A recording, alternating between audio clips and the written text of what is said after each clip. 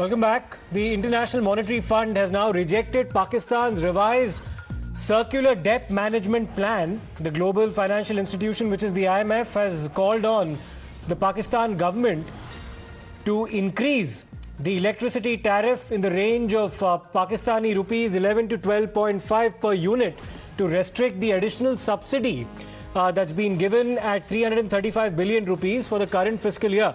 So basically, the IMF, amid pleas coming from the Pakistani government to actually secure a bailout, has rejected those demands for the time being. So let me in fact go across to Pradeep, who will give us a bit more perspective on this. Pradeep, this is a departure from the IMF's initial positions in the year 2019 and then again in 2022, when on two occasions the IMF had decided to bail out Pakistan. In 2019 with $6 billion, in 2022 with a further $1.1 billion. This time around, the IMF is sticking to not accepting Pakistan's demands and is waiting for reciprocity on the part of Pakistan.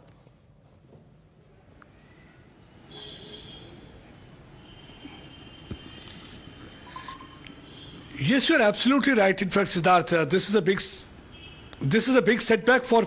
This is a big setback for Pakistan, that IMF has shut the doors on Pakistan, because Pakistan was thinking that they will be bailed out this time from the International Monetary Fund, but they said that they were not satisfied with the things and it was unrealistic what they had projected. So they want actually the tariff for the power to be increased, but already they have increased so much tariff, so Pakistan is not in a condition to ask people to pay more. We have already seen that Pakistan is on the verge of bankruptcy. They are not getting the financial cushion even from their allies like China and Saudi Arabia. So their economy is completely tattered. There's a political turmoil going on. There's a protest going on. And then the worst thing is that even the food insecurity is staring at them. We have seen that protests continuing even in Balochistan, Sindh, Khyber Pakhtunkhwa, even in Gilgit and Baltistan area. And now even their employees are coming out on the street. If you listen to the political commentators on different TV channels in Pakistan, they are saying the time will not be far when the army will be distributing bread among the people rather than taking control of the security scenario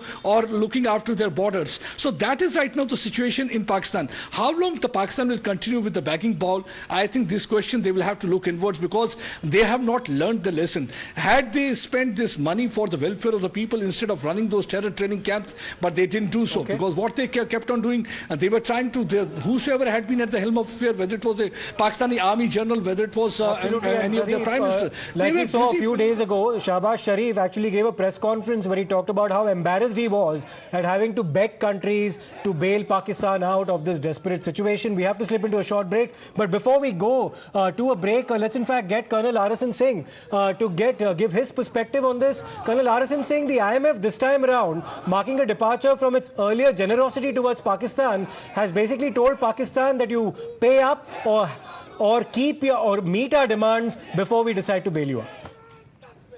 I must tell you this, that, it is impossible for Pakistan to make an economic turnaround or change gears.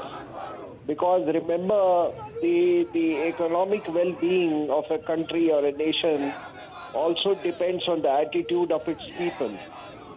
If the orientation of people is towards only violence, or, in other words, jihad, then how do you expect a turnaround? Absolutely. Pakistan is in no position to turn around its finances, like you rightly said. We have to take a break right now, sir. Thank you for your inputs. We'll come back with a lot more on the other side.